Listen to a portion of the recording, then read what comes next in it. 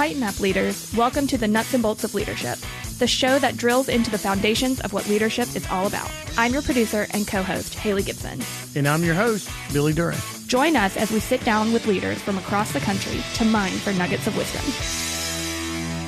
All right, everyone, welcome into the meeting room. Today, we're going to be talking about leadership because this is the Nuts and Bolts of Leadership podcast.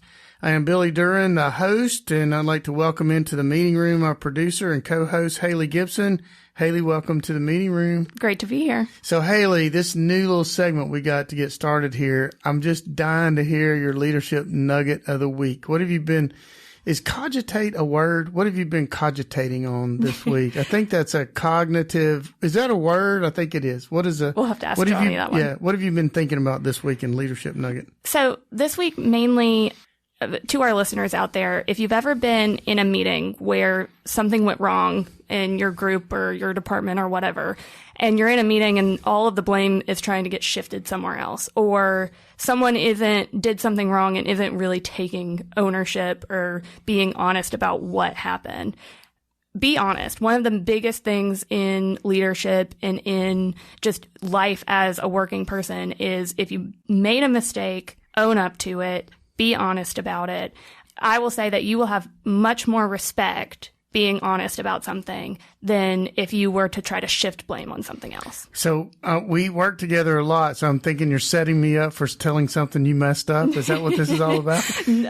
Well, maybe. Okay. All right. So driving over here today, I'm just thinking about, our guest today. We had a great guest, and I actually think this could be one of our best podcasts ever because, when we invite leaders to come in is one thing, but when we invite leaders to come in, it's really something special. So today, our special guest is Mike Perkins, who is the founder and CEO and principal coach of Frontline Develop. Over 30 years of experience in business law, human resources, and professional development. Mike, I think you're a great fit for our podcast. So welcome today. Well, I'm honored to be here. I've been listening to some of your episodes, and I was like, boy, I'd like to be on that show. So I really appreciate the invitation. I'm flattered. Well, we are, and I'm going to talk a little bit about our relationship and how we met and the work that we're doing together now, and we'll talk about that as we go. But Mike, I thought it funny when I was reading your bio. How do you go from attorney to coaching professional development? Those two things doesn't seem to really be in alignment. Billy, I practiced law for 12 years in a law firm, and I loved it. I enjoyed it. I was a litigator, so I was in court a lot and had a lot of, client and court involvement with the court system and juries and everything else. And I loved it for a while, but then litigation and law in general has become so expensive for the participants, and the justice is often not really justice, and it's often delayed at great expense to everyone involved. And I became frustrated with it, and I wanted to do something that had more impact. I was fortunate in the last few years of my practice to become involved in employment law, and I loved it immediately because I was dealing with real people, real problems, real situations, and I really enjoyed that aspect of it. But then when I got out of the legal side and got into the HR side of it, and I've maintained my law license and all that, but when I got into the HR side of it, I saw that, hey, here we really have an opportunity as an HR person, as a leader in companies, working with other leaders to really make an impact on individuals. And as you well know, the impact you make on an individual in the workplace has just profound ripple effects to their families, to their children and their children's children even. And so I really have just loved working in this area, and it's been something that's just motivated me, and I want to keep doing it.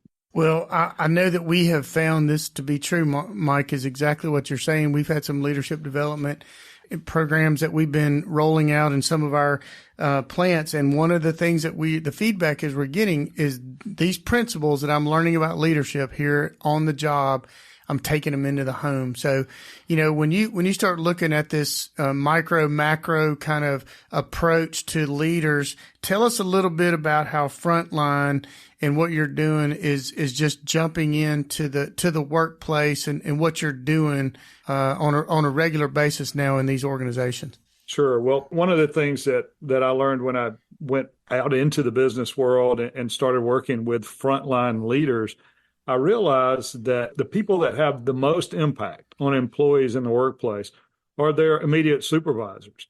And what I learned early on was that while companies may spend money on leadership development and training, a lot of times that's on middle managers and upper managers, and they're not really investing in their frontline leaders. And a lot of the reason is because they're busy. I mean, they've brought, a lot of them have been recruited or promoted straight up from the floor or from a production type job, and they were put in a leadership role and given zero training and basically said, go out there and be a supervisor, or go out there and be a foreman or a manager. And they haven't prepared them for that. And so while they may be very good at making a product or providing a service, they're not really trained and prepared for leadership. Now, some are natural leaders, some aren't. And even the natural leaders need work, they need training. So I developed early on a real passion for working with those frontline leaders and helping them to develop just some basic skills about what it means to be a leader, how to communicate effectively, how to be a better listener, how to stay in relationship with your employees, because that makes all the difference in the world. And, companies just traditionally have not invested in those leaders. They can't afford to take them off the floor. I mean, that's one of the things you hear. Well, I can't send my leaders to training because they're so busy. We can't afford to take them off the floor or take them out of their role for a while. And that's really frustrating. And it's not only frustrating for the leader itself, but it's for the employees that they manage, because maybe they're not doing a very good job of the employee relations side of things. So Mike, how do you overcome that? So I'm thinking about our story. We've got some of our branches that have, they're small locations. There's only 4 or 5 people in the location. And there may be some operations that you've dealt with that are a little bit smaller, and they may say just exactly what you've said. I can't stop long enough to do the training. So how do you overcome that as a coach? You can't always, and that's the first answer. But today, with people being used to virtual delivery, virtual meetings, it's a lot easier to bring live training to people wherever they are, whenever they're available. And so when I was working with Progress Rail Company, which is a subsidiary of Caterpillar Corporation, I had an HR VP who said, Mike, we want to give these supervisors these training, but we have to bring it to them where they are, when they can access it. And so we developed a whole series of supervisor fundamental trainings that were available. First of all, we provided those live sessions when we had opportunities, but we also provided them virtually through Zoom or through phone conferencing. I guess we used WebEx back then. But the other thing we did is we made them available on demand for those, maybe some of those night supervisors that we couldn't get to, or, they were too busy sleeping when we were trying to, deliver training during the day. But you have to be adaptable. Yeah, I've done training at some facilities in 4 different shifts of the same training for 4 different shifts of leaders. And sometimes you just have to go to them and find them where they are. So, Mike, this is the nuts and bolts of leadership podcast, and we like to talk about what leadership looks like. And I think you have this incredible perspective for our audience, because we use that phrase a lot, you get to what we call peek in the windows of a lot of companies. So, a little different that we're bringing a CEO to talk about their company and what they're doing in leadership, but what we get to do with you and people like you, we get to talk to people who looking into hundreds of companies. So I think you have a perspective that a lot of our listeners are going to be really attuned to what you have to say, similarly to what you just talked about, where there are times when it's a time crunch. We got to figure a way. We got to be creative and find a way to train and encourage our folks. But, along with that, Mike, what are some of the other challenges that you're seeing in the workplace, not just from the employer standpoint, the employee? So from both perspectives, what are some of the rising challenges that you're seeing in the workplace? Wow, there are so many now. COVID changed a lot of things. First of all, it changed the nature of the workplace in so many ways, with a lot of remote, disconnected workers, with people kind of getting used to being at home and maybe not wanting to work, and also with a lot of turnover that, happened because of job opportunities that were out there. And there's just a lot of movement. And so it's really hard for employers and employees to form bonds over time, that it usually takes a while. It takes a while to earn respect.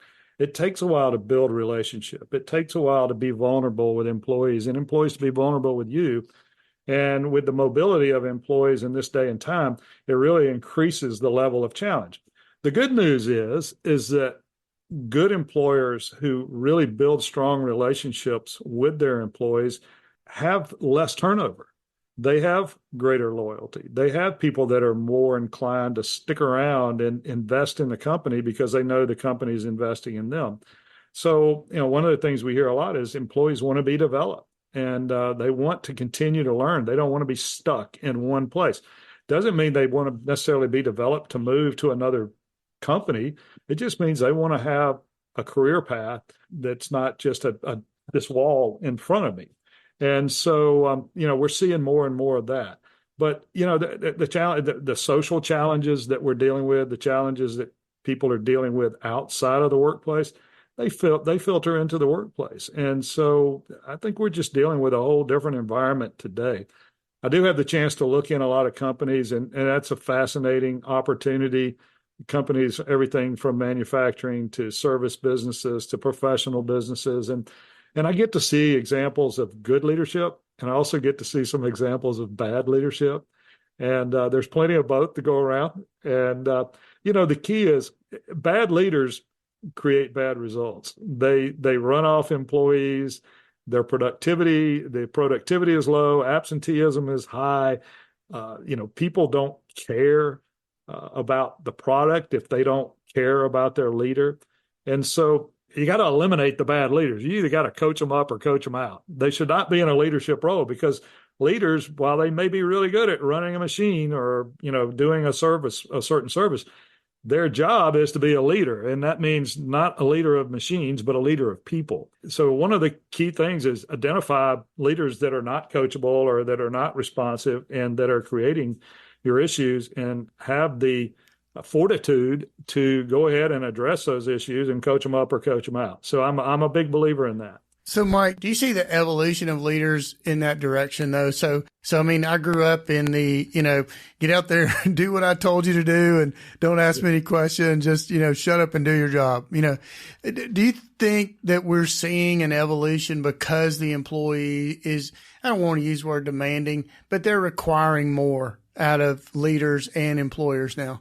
Yeah, what worked years ago just doesn't work very well now. I tell people a lot. It works well in the military where you have a captive audience and it's kind of expected, when you go to boot camp or whatever. But in business, you can't lead the way that you used to lead or that people used to lead. It was my way or the highway, and it was more of an authoritarian type of leadership. What's evolved over time is that leadership, you can certainly have accountability and some authority, because you need that in order to keep things structured and moving along and to hold people accountable. But the best leaders are those that know how to build relationship, because relationships lead to influence, and leadership is all about influence, as John Maxwell says, nothing more, nothing less. It's all influence. And but you can't influence people without relationship. I know you were going to ask me later on about our experience at the children's home, but one of the first things that we learned there is rules without relationships are meaningless and they're ineffective. And that's the same way in the workplace today. It's all about relationship. And if you don't have approachable leaders who are committed to building relationships of trust and influence with their employees, then they're not going to be effective leaders. I think that Mike's dropped our first nugget here, Hali. Rules without relationships is ineffective. And I mean, I really do. I've never heard it said that way, but what a beautiful picture of that leader that has no idea how much he would gain or she would gain by engaging with their team in becoming a relationship leader versus that demand leader, that one that barks out all of the instructions. And I would say, Mike, that, I've told people this for several years now that, at some point I wasn't in the nut and bolt business anymore. I was in the people business. And And a large percentage of my time is spent with people. You know, we were working together not long ago, and we were talking about the people, the process, and the products. You know, those three things, I spend less time on process and products anymore and spend the majority of my time on people. And when we have leaders that kind of understand that, and look, it took me a long time to understand that, the amount of time that it takes to build relationships and build trust and establish that my door really is open. We talk about an open door policy, but is it really an open door policy? So I appreciate you saying that, because I do believe that leaders are listening, and I believe good leaders are listening. It's like marriage seminars. You know, people that go to marriage seminars are people that have a good marriage and want a great marriage. You know, people that have a bad marriage, they don't go to a marriage seminar because they don't want to hear the truth. But we go to those things because we want to be better. And leaders go to leadership conferences and tune into leadership podcasts because they want to be a better leader. And working with people like this is an outstanding opportunity. And we're going to give you a chance at the end of this to put your numbers out there. So if anybody wants to get in touch with you. So Mike, one of the things that you told me in one of our first meetings, when you meet those frontline leaders, you ask them this question: what do you think it means to be a leader at this company? Tell us a little bit about what answers you've heard when you asked that question. And if some of the answers were so far, I can imagine that you've gotten answers from A to Z. And I'd really like you to put us in the room and what that sounds like. Well, you know, when you ask an owner or a CEO that question, a lot of times you get a lot different answer than you get when you're asking somebody in the trenches. And not that owners and CEOs aren't in the trenches, because I know they are. But, you know, owners and CEOs and the people that are really have bought into and helped develop company values and kind of their expectations for leaders, they know what they want. They want leaders who build relationship, who are responsible, who are accountable, who can produce results, and don't create problems and get them in trouble. Those are all important characteristics of leaders. But if you go out and ask the leaders, a lot of times the frontline leaders that have, you know, for the first time in a training, a lot of times they go, I don't know, because nobody's ever really told me what was expected. Even when I get evaluated on, do I show up on time? Does my output good and those things? But they don't evaluate me on my leadership skills and how what my turnover is and how well, you know, my department ranks in the employee surveys. Or so a lot of times they have no idea what the company's expectations are. So one of the first things we do in these fundamental classes is establish it. Here's what the company expects. That's what I was going to ask you. So when they say, I don't know, what do you do then? Yeah. Well, at that point, if the company hasn't done a good job of providing us as trainers and developers with what their expectations are, then we'll tell them what the typical expectations are and the general expectations are for leaders. You do the right thing. You build a relationship with your people. You're accountable.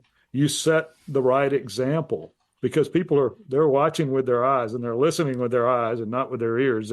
They're watching you every day.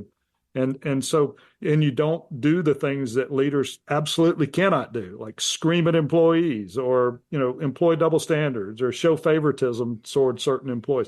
All of those things are leadership killers. So what we do, if the company hasn't made it really clear what the expectation is, we'll tell them what the general expectations of leaders are, and those are the kind of things that we typically talk about. But for some people, this is the first time they've ever heard this stuff. They've never. And I think it's great that you've pointed out. You know, oftentimes we just begin leadership development with already senior leader types that already kind of know some of the jargon. So when we're bringing people off the floor and from our warehouses and those frontline, as you said, those frontline leaders, you know, it to me, I think it's an interesting piece of information when you get that raw data from them. Okay, so what do you think it is to be a leader here? I think that's a great lead-in question, but I also would imagine, Mike, it's very gratifying as you are working with companies and you work with them over time that you see the light start to go off in their heads and go, you know what? I can do this. I just have never had anybody to say you can do this or the encouragement to do that. So I would imagine you've been part of some of those, like those aha moments. So could you share some of those with us? Absolutely. Well, we were working with a group in the Gunnersville, Alabama area. And we had one of the cool things about this group was that we had their frontline leaders all the way up to the CEO in these trainings that we were doing. And we did breakout groups. And some of these frontline leaders had never really even had a true conversation with the CEO, even though she was very approachable and a very, friendly and good leader. They were intimidated by her authority, by her position, more so than any kind of exercise of authority.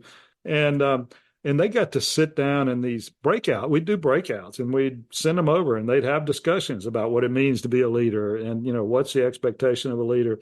And they would get to share their thoughts with the CEO or the chief operations officer or one of the VPs.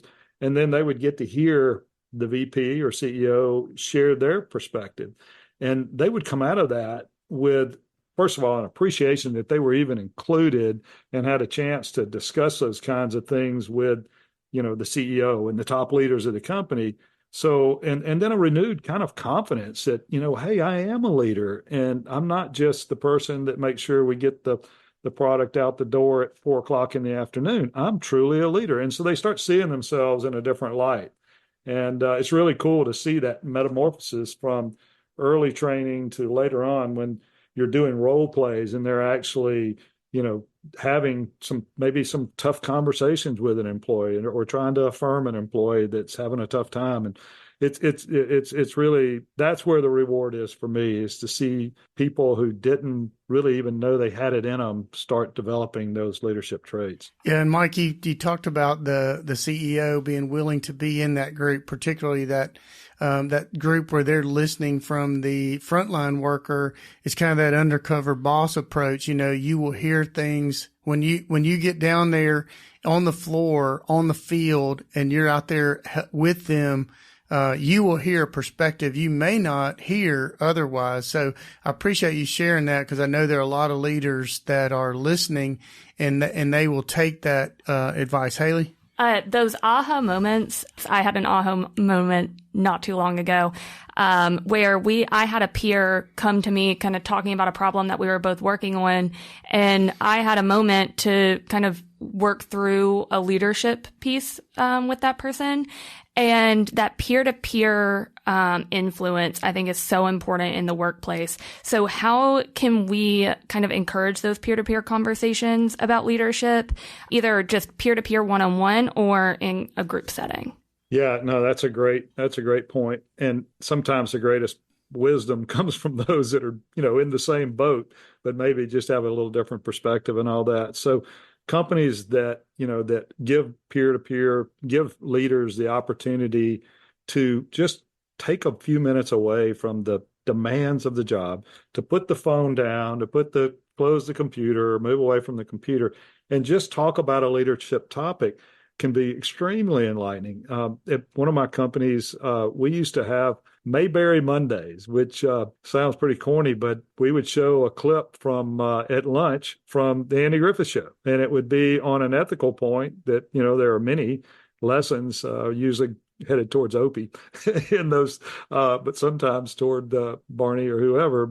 And we would just watch a clip. And then we would have a discussion, and we would just say, "What'd you get out of that? What'd you think of that? And we'd focus on that issue." So maybe 5 minutes of Andy and Barney and Opie and the gang, but and then another 30 minutes just kind of a lunchtime discussion, and that was really powerful.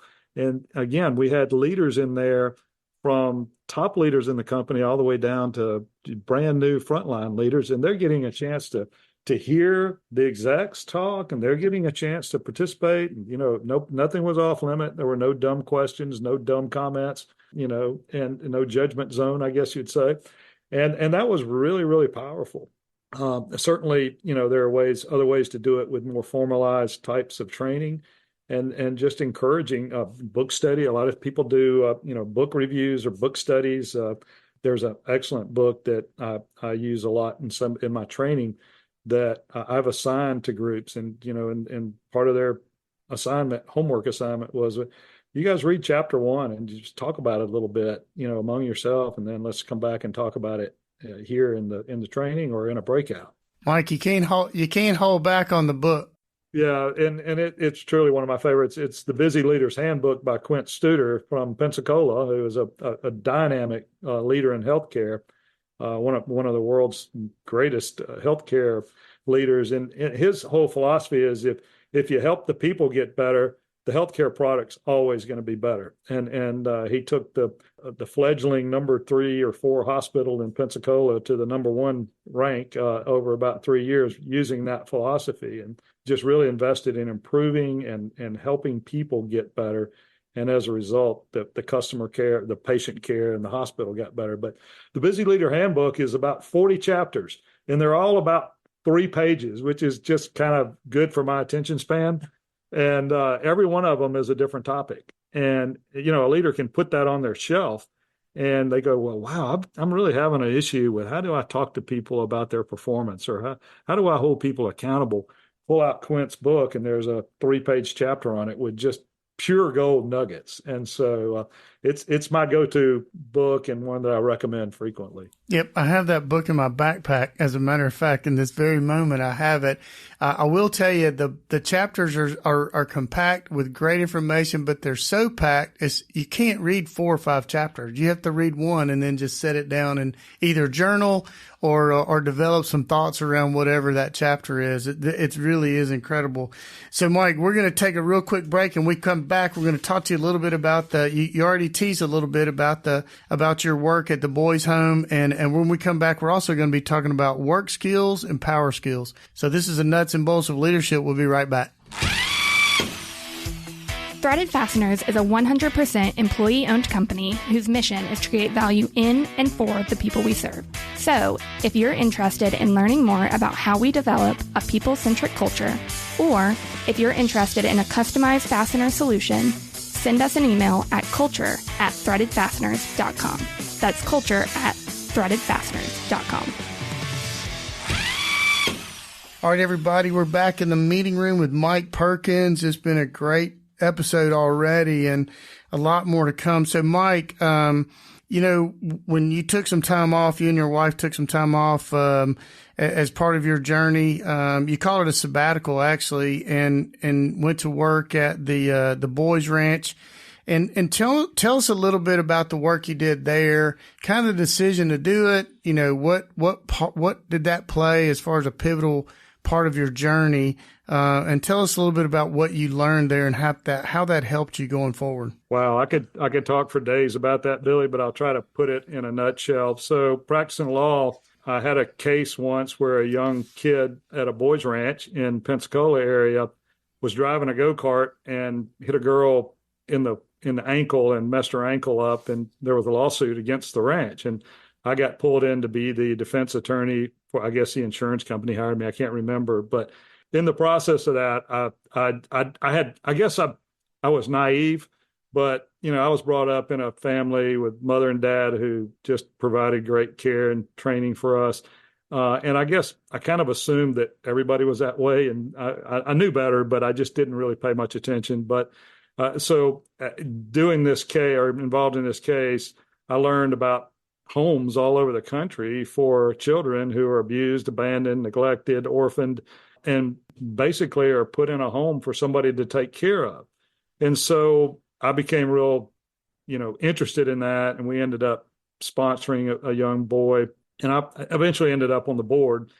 But we were struggling. We didn't have money. It was more like an institution than anything else.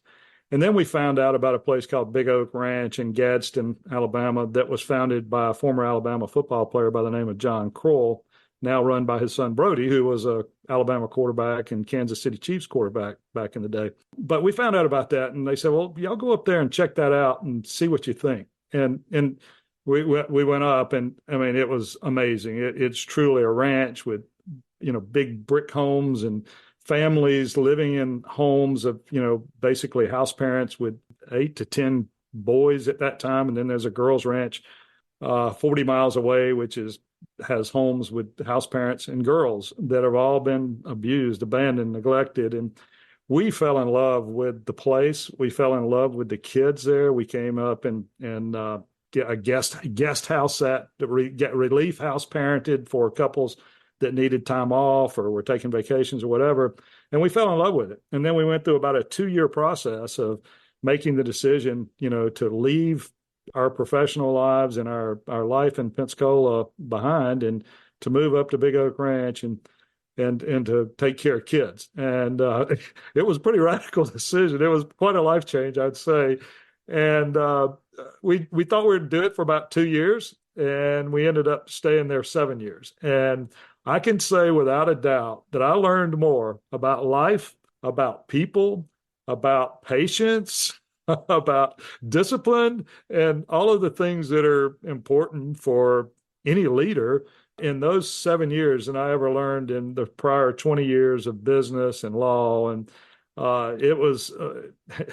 it has marked me indelibly. And, but here's what I learned. Here's the thing that I've really transferred over into the work world, is that those kids that we dealt with are, first of all, they're the tip of the iceberg of children that are abused, neglected, abandoned all over the country. A lot of them are living in homes with relatives and whatever, but those are our workers. Those kinds of children who grew up in those kinds of, in backgrounds and environments of drug abuse and poverty and neglect and anger issues and all that, that's a reflective of the society that we live in now.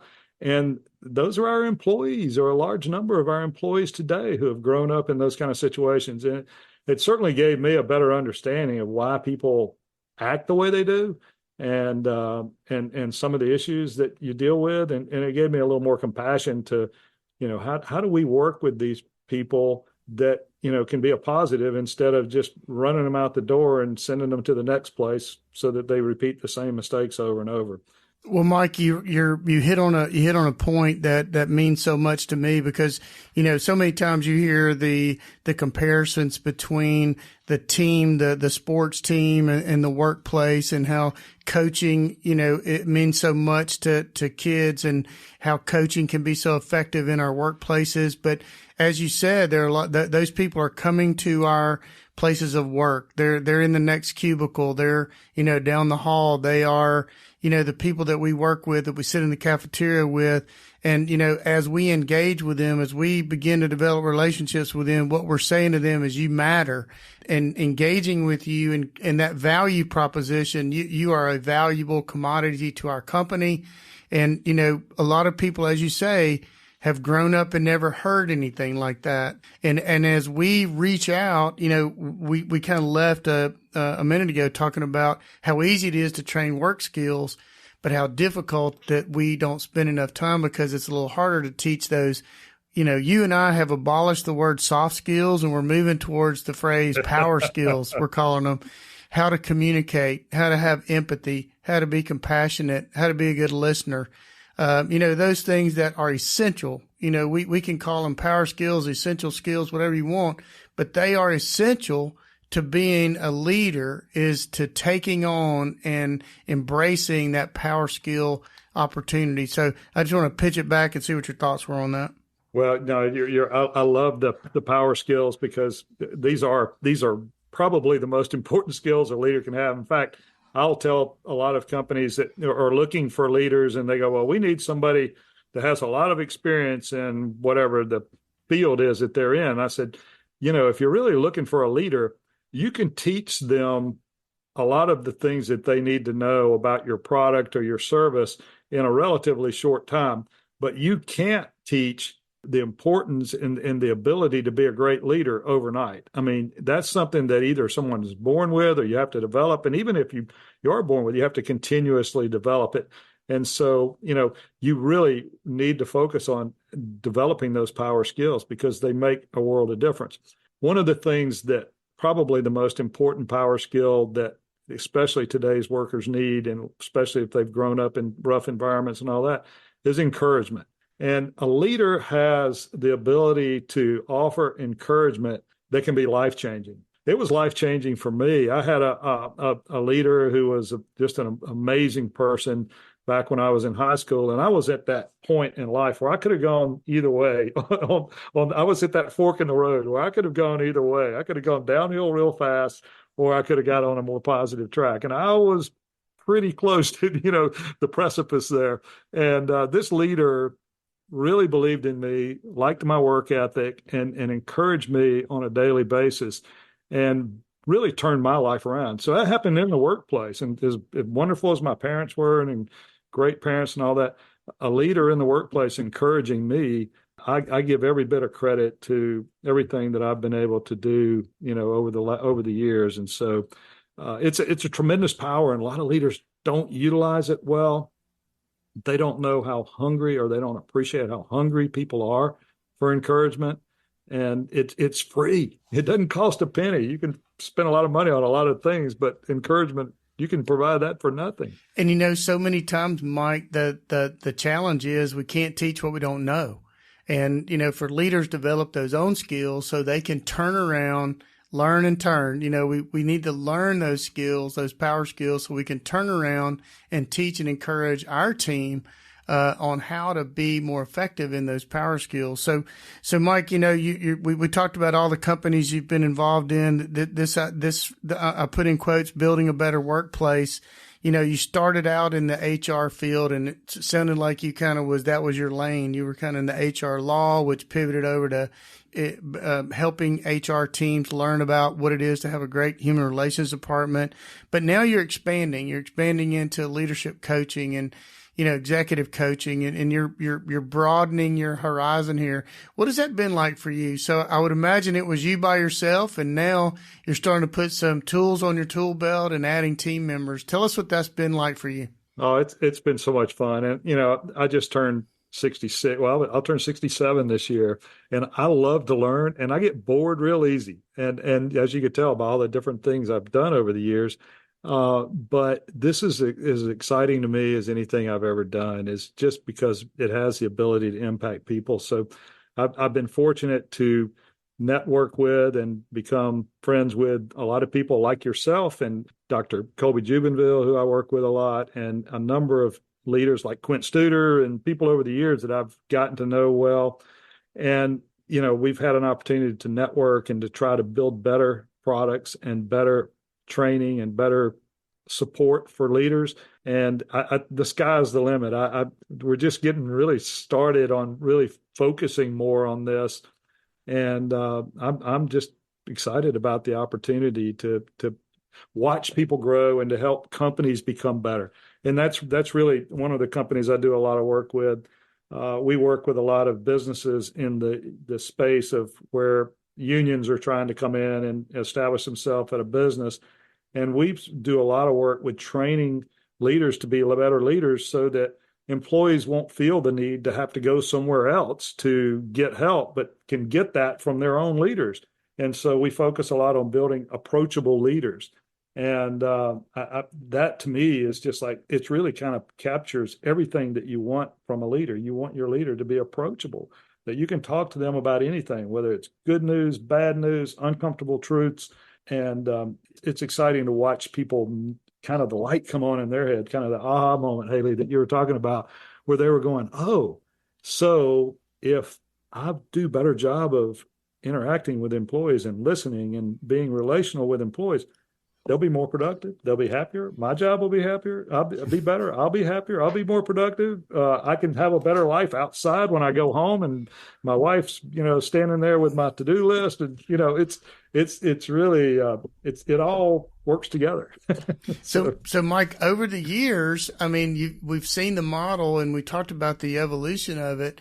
So when you hear a leader say that, is it that they just have not been exposed to that sort of information? They've just have come up in the old, whatever the dinosaur ages of leadership? Is it that, they just haven't heard it? Is that really what it's all about? I think the information's out there, and people hear it, but they're so busy, and that's part of it. We're busy, we're distracted, and that's what I love about Quint's book, The Busy Leader's Handbook, is we're all so distracted and busy that we don't have time to even think about things. But being a better leader is really the key to so many things, to success and the success of your own career, the business, the people that work with you. And so I think just putting the attention on it, Billy, it's not that it's not that they don't know it, but I don't have time for that. I'm too busy, but if you'll give me an hour or 2 hours, on a regular basis to help me develop as a leader, I can do that. I can put that to work and try to see if I can be better as a leader. Some leaders don't care. I'll be honest. Some will just say, I don't really care. I'm happy where I am. But a true leader always wants to grow and is always willing to grow and to listen and to try new things and to, just try to raise the bar. And that's what I always tell people. Look, if you don't remember anything else I said in this training or anything else, just go home and work on one thing and try to raise the bar on that. Be a better listener, whatever it is, whatever we've talked about today, just try one technique there to raise the bar. And if you do that, you're going to be a better leader in many areas. That's right. Hali? Well, almost every company out there has a handbook, but no one has a leadership handbook.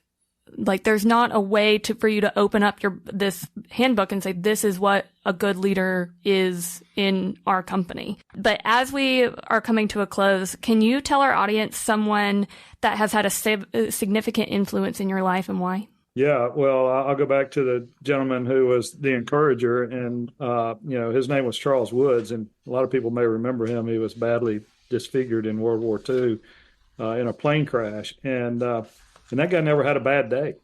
I mean, never had a bad day. His attitude was optimistic every day, and he was an encourager. So he was a great one. The other one is like I said, it's Quint Studer, who has just done such a phenomenal job, and his story is amazing in and of itself. But not only has he lived it, he's taught so many people around the world how to be better leaders.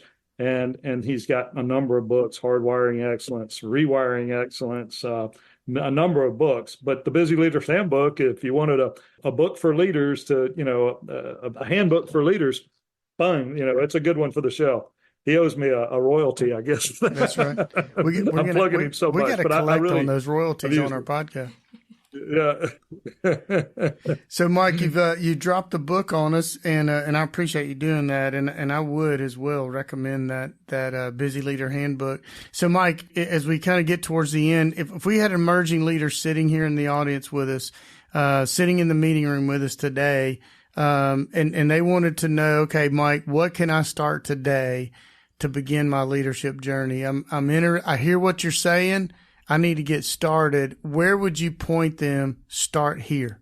Wow. Yeah, that's a good question. I'd probably tell him to follow you around for a while, but it's if he's sitting in your place.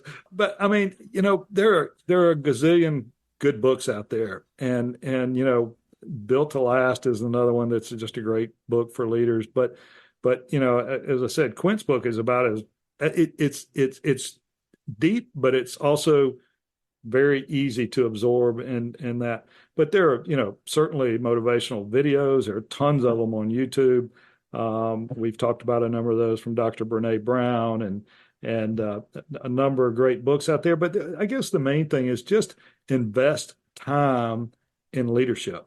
And a lot of people don't have extra time, but they really do. They waste a lot of time watching television or goofing around or, whatever, but devote time to becoming a better leader. It's a discipline. Every leader, I don't care how long you've been leading, you've been in a leadership role for a long time, but you're a continuous learner.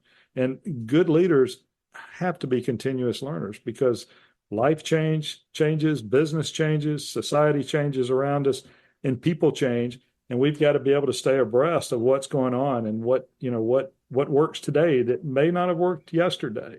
And so it's a continuous learning experience. And if they'll make the investment of time and energy to devote themselves to becoming a better leader, they will be successful. And I think you make a great point. And so many times I think about even saying the statement myself, I just don't have time to do this today. But the truth is, when I reach for that remote control, I'm telling you, I got time. So what I want to challenge our listeners today is that the next time you reach for that remote, flip over to YouTube, turn to Brene Brown, or a Jordan Peterson or Simon Sinek, one of Hali's favorites, and flip on a 15-minute speech and listen to their leadership coaching. But Mike, I think the answer to the question at times is just start. There's so much information out there. There's no excuse not to get started on your leadership journey, whether it is tune into a podcast, turn on to a YouTube. There's so many tools out there today for us to engage and invest in. Mike, before we let you go, I want you to tell people how they can get in touch with you if they like to set up a meeting with Frontline Develop. Sure. Yeah. Well, the easy way is email is mperkins@frontlinedevelop.com or frontlinehr.com. I'm available at either of those addresses. And then my phone number is 833-376-6847.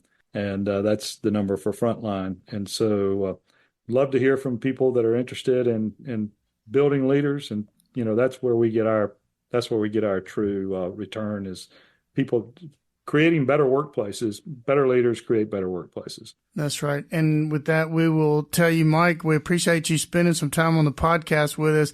And I can tell our audience every time that I get to spend time, and it's a when I get to spend time with Mike Perkins, I'm always leaving encouraged. So, Mike, thanks for spending some time with us on the podcast. Well, that's very kind, and the feeling's mutual, Billy. And thank you. As I said, I'm flattered and honored to be on the podcast. Hali, thank you for making it as comfortable as it has been. Thank you. All right, Hali, and I'll be right back. What a great episode with Mike Perkins. I knew that it was going to be a great episode because Mike is so rich in knowledge and his understanding of leadership development. So, Hali, what were your takeaways? I see your page is filled with notes over there. I'm almost betting I've got one of the same ones you have. So, what was your takeaway? My big one is rules without relationships. I know you pointed that out earlier, but I tend to be a rule follower. I'm a rule follower to my core is what I kind of tell pretty much everybody in the office. And, there's a little bit of a balance between that because if I'm so caught up in all of the rules, like this is right and this is wrong, then I'm going to miss a piece of the relationship. And that's a big thing for me. It just brought some clarity around things we've been talking about because we want to be so relational. We want to be so engaged. And when we are trying to even forcing the relationships. So, this really brought it home for me. And I had the same thing. Rules without relationship is fruitless. And, Mike brought it home and he had so many other great things to talk about when he talks about leaders investing in their team. I remember back, Ray Sadeh, this is one of our third or fourth episodes. Ray Sadeh said, if you don't have time to engage with your people, you need to check your compass. And I mean, it's true. And Mike brought that home again today. So, Hali, another great episode. It was fun being in the meeting room, but till we come back, tighten up. Tighten up. Thank you for joining the Nuts and Bolts of Leadership podcast, brought to you by the employee owners of Threaded Fasteners. If you enjoyed our conversation, please subscribe to, rate, and review the Nuts and Bolts of Leadership wherever you listen to your favorite podcasts. Do you have a leadership story to tell or a question to ask? Email us at podcast@threadedfasteners.com. That's podcast@threadedfasteners.com. This show is made possible by our family at Threaded Fasteners, Inc. Our mission is to create value in and for the people we serve. Interested in learning more about TFI and how we create value in our team, in our communities, and in our customers? Visit threadedfasteners.com. Thank you again for listening. I'm your co-host and producer, Hali Gibson. And I'm your host, Billy Duran. This show is edited and produced by Johnny Glenn and our friends at Deep Fried Studios.